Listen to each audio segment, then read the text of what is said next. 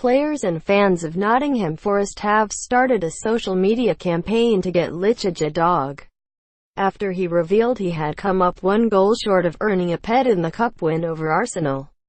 The American scored twice as the championship side won 4-2 at the City Ground to eliminate the holders. And he told BT Sport after the game his wife had promised him a dog if he scored a hat-trick this season. Various other colleagues waded in, with Worrall, Brereton, Clough, Matty and Jason Cummings among those to post dog-related videos on Monday. "He is not a player this club would want to lose.